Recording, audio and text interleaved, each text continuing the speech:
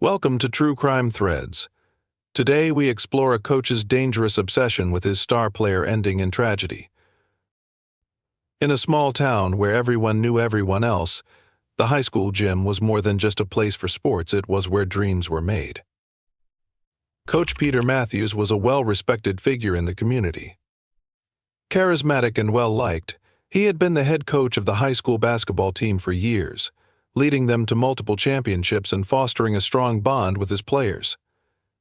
His authority extended beyond the court, and he was often seen as a mentor, guiding students through their academic and athletic pursuits. People admired his discipline and focus, but few knew the darker side of his influence. Among the students, Clara Simmons was a standout. At 18, she had the world at her feet. A gifted athlete, Clara excelled in every sport she tried, but basketball was where she truly shined. Her natural talent had quickly caught the attention of Coach Matthews, who took a special interest in her development. Clara was a hard worker, always eager to improve, and Coach Matthews saw the potential in her. To help her refine her skills, he offered to work with her after school, providing extra coaching sessions to enhance her game. At first, these sessions seemed entirely professional. Coach Matthews gave Clara advice on her footwork, her shooting technique, and how to play smarter on the court. Clara was grateful for his guidance and dedication. She admired him not just as a coach, but as someone who understood her drive to succeed. What seemed like a mentorship started to feel more personal, though Clara didn't initially recognize the shift. Coach Matthews had a way of making her feel special, of making her feel like she was his most important player. As the weeks went by, the coaching sessions continued, and their relationship deepened. They began spending more time together, talking about more than just basketball. Coach Matthews would share stories of his past, his experiences in college sports, and even his views on life. Clara felt a growing sense of connection with him, someone who seemed to understand her ambitions and fears. She came to rely on his advice, finding comfort in his words. But it was more than just guidance. She found herself beginning to trust him in ways she hadn't trusted anyone else. Though their relationship seemed innocent at first, something unspoken lingered between them. The chemistry was undeniable, but Clara, still young and naive, didn't realize the implications of the bond she was forming with her coach. She believed he had her best interests at heart, that he only wanted her to succeed. What she didn't know was that Coach Matthews was beginning to view her not just as a player, but as someone who could fulfill a different kind of need in his life. The lines between mentorship and something far more dangerous were slowly starting to blur. As the months went by, the connection between Clara and Coach Matthews grew stronger, but it also became more complicated. Their late-night training sessions, which had started out as a means of improving Clara's basketball skills, turned into something more personal. The gym, once just a place of drills and teamwork, began to feel like their own secret space. The more time they spent together, the more their relationship began to shift. Clara found herself looking forward to these private sessions, not just because of her passion for basketball, but because of the way Coach Matthews made her feel. His praise and attention were intoxicating, and slowly she became dependent on his approval. Coach Matthews, aware of the growing tension between them, encouraged it. He would compliment Clara on her dedication, telling her she had the potential to go far in life, that she was unlike anyone he had ever coached. His words were designed to build her confidence, but they also served to pull her closer. Clara felt special around him, as if she were the only person in the world who mattered. To him, she was not just a player, she was someone who had captured his attention in a way no one else had. Their interactions became more intimate, though it was subtle at first. The physical proximity during training sessions grew more intense, and Clara, though initially unsure of what was happening, began to sense a shift in their dynamic. A lingering touch here, an extra second of eye contact there, these small moments left her feeling confused but also excited. She had never felt this kind of attention before, especially not from someone like Coach Matthews. He was older, experienced, and, to her, wise. She admired him, not just as a coach, but as a man. The secrecy of their relationship was something that both intrigued and scared Clara. She knew their bond wasn't something she could easily explain to anyone, but at the same time, there was a thrill in keeping it hidden. The late-night practices, the quick glances during school, the private conversations after everyone else had gone home, everything about it felt like a secret they shared, something sacred. But this secrecy also made her feel increasingly isolated. She couldn't talk to her friends about the growing closeness between her and Coach Matthews, and even if she could, she wasn't sure she'd want to. Despite the fact that Coach Matthews was much older, Clara convinced herself that what they had was real. She told herself it was just a special connection, something no one else could understand. But beneath the surface, she was beginning to feel trapped in a relationship that was rapidly spiraling out of control. It wasn't love, at least not in the way she had imagined. What started as admiration for her coach was now a dangerous entanglement, one that neither of them fully understood, but neither could stop. As the secret relationship between Clara and Coach Matthews deepened, Clara's best friend, Amber, began to notice the changes in her behavior. Amber and Clara had been inseparable for years, sharing everything from school gossip to their dreams for the future. But lately, Clara had become distant, more withdrawn. She was no longer as eager to hang out after school or chat about their day like they used to. Amber could tell that something was off, but Clara kept brushing it aside, claiming she was just busy with practice and schoolwork. However, Amber wasn't convinced. She noticed that Clara seemed preoccupied, often lost in thought, and there were times when she caught her looking at her phone, quickly hiding it when Amber entered the room. The whispers around school only added to Amber's suspicions. Students had started to notice the odd interactions between Clara and Coach Matthews, how he would give her private nods of approval during games, or the way they would exchange looks when they thought no one was paying attention. It wasn't the kind of behavior that a professional coach should be displaying with a player, and Amber could sense that there was more to it than Clara was letting on. One evening, Amber decided to confront Clara. She had to know the truth. Clara hesitated at first, unwilling to open up, but eventually she relented and admitted the shocking reality. She revealed that she and Coach Matthews had developed a close, personal relationship. It wasn't just about basketball anymore, it was something more.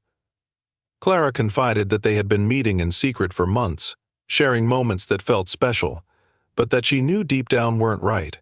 Amber was horrified. She tried to make Clara see that what she was describing was a manipulation, that Coach Matthews was taking advantage of her naivety and trust. Amber begged Clara to end the relationship before it went any further, but Clara refused. She was convinced that Coach Matthews truly cared for her, that he understood her in a way no one else did. Desperate to protect her friend, Amber decided to take matters into her own hands. She couldn't let Clara continue down this dangerous path, even if Clara was too blinded by the relationship to see the harm it was causing. Amber started gathering evidence, watching Clara closely, and keeping track of the times she met with Coach Matthews. It wasn't long before Amber decided to follow Clara one evening after practice. Her heart pounded as she trailed behind Clara, keeping her distance but never losing sight of her. Finally, she saw Clara meeting with Coach Matthews in a secluded spot on the outskirts of town. Amber's worst fears were confirmed. Amber immediately contacted the authorities. She knew it wasn't enough to simply warn Clara, this needed to be stopped before it spiraled further. The truth was out, and now there was no turning back. The town was in shock when the news broke. Coach Matthews, a man who had been a respected figure in the community for years, was suddenly at the center of a scandal that no one could have predicted.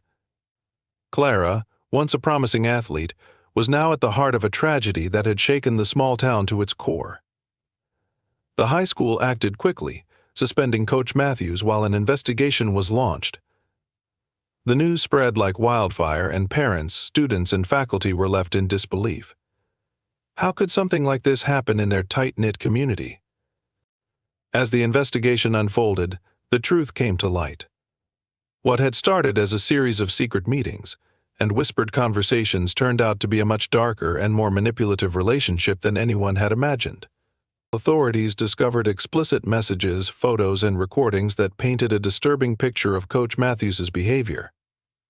The relationship was not just inappropriate, it was an abuse of power, with Coach Matthews using his position to manipulate and control Clara. What had once seemed like a romantic connection had now become something far more insidious. The town was left grappling with the implications of what had transpired. Clara's family, devastated by the revelation, found themselves questioning everything they thought they knew about their daughter. They had no idea that she had been involved with Coach Matthews, nor did they understand the depth of the manipulation she had endured. The discovery of the relationship, along with the evidence of abuse, was almost too much for them to bear. Clara's parents were consumed with guilt, wondering if there was something they could have done to protect her, to see the signs before it was too late. But the true tragedy was only beginning. As the investigation continued, Clara's emotional state deteriorated. She became withdrawn, her once bright future now clouded by the shame of what had happened. The pressure of the scandal was unbearable, and the weight of the betrayal took its toll. Clara struggled with the guilt of her actions, unable to reconcile the love she thought she had felt for Coach Matthews with the reality of what he had done to her. The darkest moment came when Clara's parents found a letter in her room. It was addressed to no one in particular, just a stream of raw, emotional thoughts. In the letter, Clara described her confusion, her inner turmoil, and her overwhelming sense of guilt. She expressed how she felt trapped, how the relationship had spiraled beyond her control, and how she didn't know how to escape it. The letter ended with a heartbreaking note of despair. Clara had reached a breaking point, and the pressure of everything, her ruined reputation, her betrayal of her family, and the looming scandal became too much for her to handle. In a moment of unbearable sadness, Clara took her own life. The entire town mourned her loss, and the community was left to pick up the pieces of a tragedy that could have been prevented. Coach Matthews was arrested, but it did little to ease the pain. The damage had been done, and Clara's bright future was lost forever. The aftermath of Clara's death was devastating for the town. The community, once united by the pride of their high school basketball team and the success of Coach Matthews, now found itself divided and shaken to its core. The news of Clara's tragic end spread beyond the small town, making headlines and drawing attention from the outside world. People who had known Clara as a bright, ambitious young woman now struggled to reconcile the loss of the girl they thought they knew with the dark reality that had unfolded. The devastation was palpable. Coach Matthews, once a trusted mentor and coach, was swiftly arrested and charged with a range of offenses. The list was long: exploitation, coercion, abuse of power, and more. He was eventually convicted and sentenced to a lengthy prison term, but no amount of punishment could bring Clara back. For her family, the arrest of Coach Matthews brought little comfort. Though they wanted justice, they were consumed with grief. The man they had trusted, the man who had been in their lives for years, had betrayed their daughter in the most unimaginable way. The pain of knowing that Clara had been manipulated and deceived by someone she had looked up to was unbearable. The high school basketball program, once the pride of the town, was left in ruins. Clara's teammates and classmates struggled with the knowledge that their coach had been capable of such manipulation.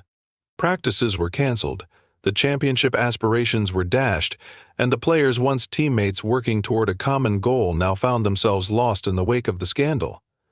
The gym, once a place of victory and celebration, became a place of sorrow. There were no more victories to celebrate, only a deep sense of loss. Clara's parents, though they had done their best to support her, were haunted by the fact that they hadn't seen the warning signs earlier. The guilt was suffocating. They couldn't help but ask themselves if they could have done more, if they could have stopped this tragedy from unfolding. The question, could we have saved her, echoed in their minds every day, but there were no answers.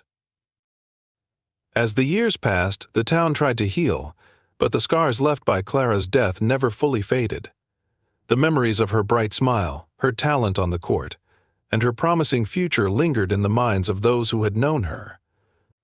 The tragedy served as a haunting reminder of how quickly a life can be derailed, how easily trust can be betrayed, and how devastating the consequences can be when those we look up to take advantage of that trust. For Clara's family, the pain never truly went away. They were left with nothing but memories of a daughter who was taken far too soon, and a community that would never be the same again.